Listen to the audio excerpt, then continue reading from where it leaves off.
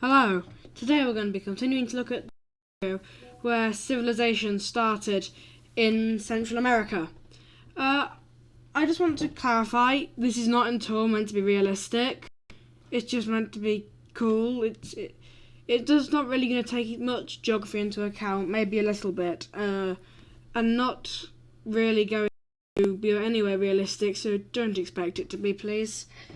Anyway, let's get started. We will start with the red team sending more explorers out into the wilderness to explore more of America.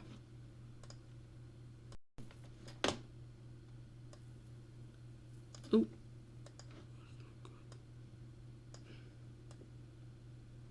They travel out and up and explore a bit more of this territory, which is when they discovered that this place exists, which I don't have much of an opinion on, really.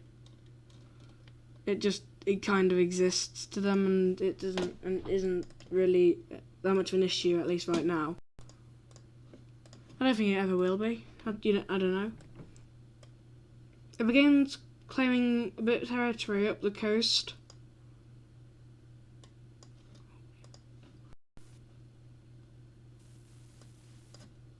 To expand its empire. Now, as you can obviously see, the Red Empire is getting very large, and it's getting more and more difficult to try to administer all of these lands. And there's also unrest within the government. Right now, it's ruled by a king who is currently giving very little power to the people. It's a bit of a dictatorship, but not quite a dictatorship. Because people still have, it is a dictatorship, yeah. It's a dictatorship. And people around here are very privileged. The people of the conquered countries are less so, which are around here. The Red Empire makes the decision, the rather silly decision, to try to expand more south. And so it explores more into South America, going around the Amazon, because that's a bit of a pain. To about there, and a little bit up here. But then try to expand, claiming along here,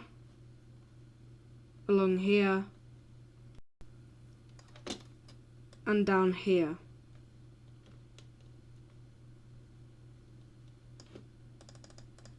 As you can see, the Red Empire is now incredibly large.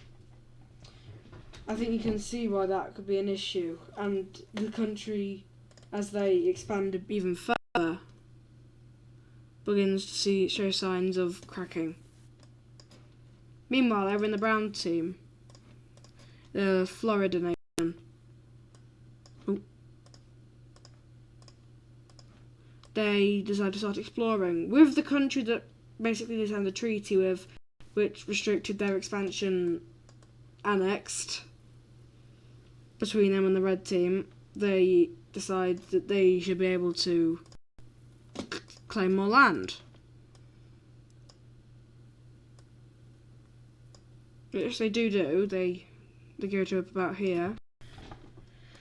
But then some settlers who they sent up here decide they want to do their own thing.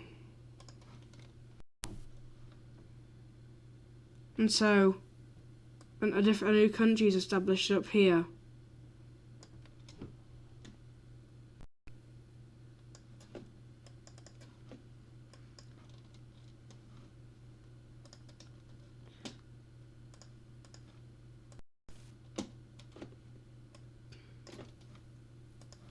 They decide to put the capital here. Oh, that's way too long. They put their capital here and declare themselves a sovereign nation. Obviously, because it's not that far, and these guys find out quite soon. But they just don't really want to bother with it. So they don't. over to this small blue team.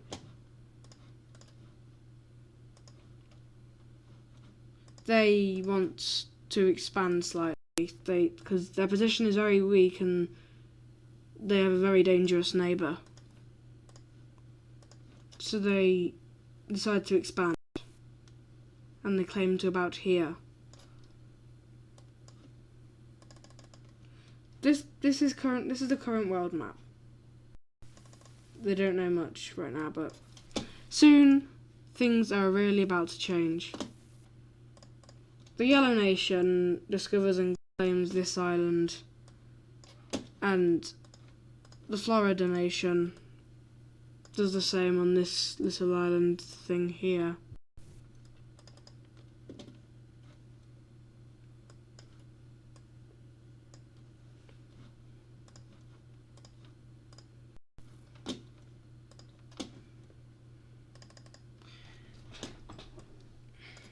The red team obviously wants dominance of this country, so they decide to explore it more this way to secure it.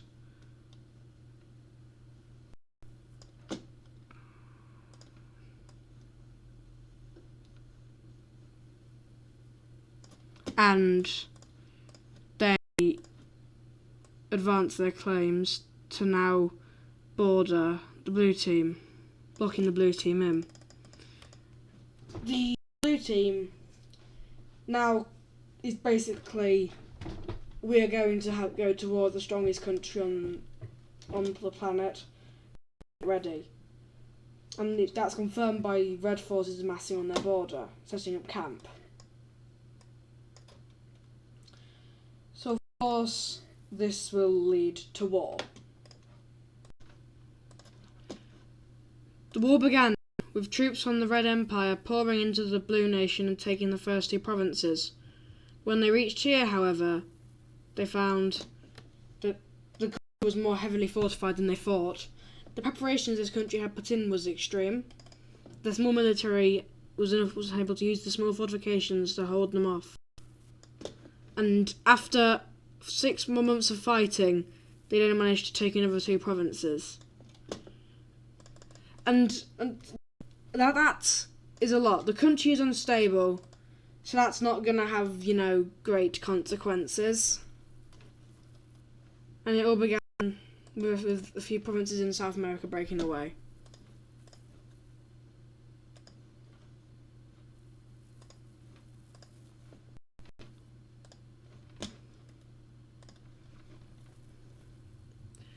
South America, a few unhappy governors of these areas incited rebellion, and it quickly spread up here.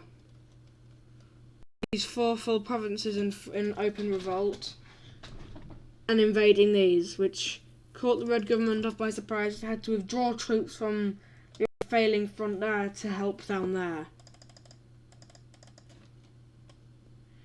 That weakened them even further, which would ultimately lead to the formation of another country here. Starting with that province and spreading across here onto that island, across all of this, resulting in this is a much larger revolt, but it resulted in all of this in open revolt. With that, the red team was now incredibly worried about what was happening, so it had to withdraw troops, a lot of troops, and due to the knowledge of the terrain, the Blue Nation was actually able to push back the red team to there. And it all went well, and the Florida Nation flew across and threw out any agreements that they had with the Red Nation. Any agreements they had. Outdrew from the joint invasion of the Green Nation and sent their own troops into the Red Nation. Knowing how easy it could be to get a lot of extra territory just from this.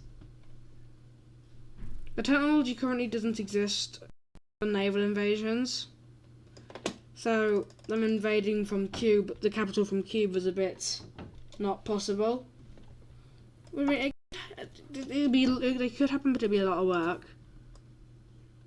They work their way along here with a spearhead and take both these major cities and work their way down the coast. The Red Nation is now panicking, and there are people still fighting up here in a panic. Suddenly just surrender, allowing the Blue Nation to take a lot of territory very quickly before red soldiers that were still loyal arrived to the front. Down here in South America, this rebellion made a bit more progress up north. This rebellion made more progress into the west. And it all became worse when these remaining provinces here into revolt. Now the Red Empire's entire hold in South America had fallen, with three revolting nations in existence. At this point, the Red Emperor was very, very worried for his country. It only became worse when yet more provinces, now very close to the capital, went for independence.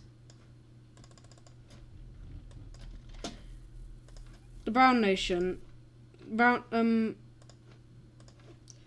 Red Emperor ordered more troops from up north to get down south to defend the capital, allowing the Red Nation the Florida Nation to quickly take the north, especially, and the Blue Nation,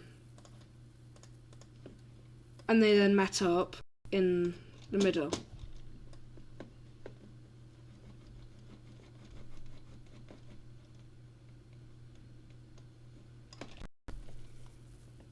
At this point, it is not looking good for the Red Nation. It will take one last thing to go wrong to bring the end of the Empire. Of course, that one wrong thing did happen. These last provinces up here, which were on the front line with the Brown Nation, declared sovereignty and took with them these provinces. And with that, the Red Empire, having lost most of its empire, falls back to its original territory. Surrender. So here we have how the world looks after the war. As you can see, the Red Empire has been completely destroyed, resulting in a load of smaller nations. But it has resulted in the Floridan nation becoming big. I wonder what consequences that's going to have. Have a look at provinces. We can see what provinces are owned by who. There weren't cities here, just major population centres of the colonists for these areas, which is why they're the cities. Same up there. But yeah, that's how the peace treaty went. That's pretty much how things go. Obviously now the Red Empire is quite small. Not much it can do.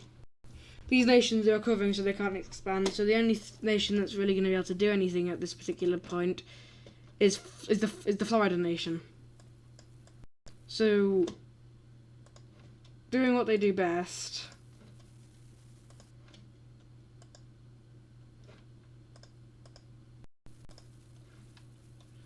They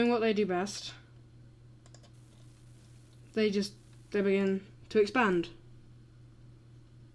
They work their way a bit further up the coast until they actually border this nation. Because they don't like this nation existing, they think it's a threat to their power. And they also expand along there just to secure their new territories that have been conquered.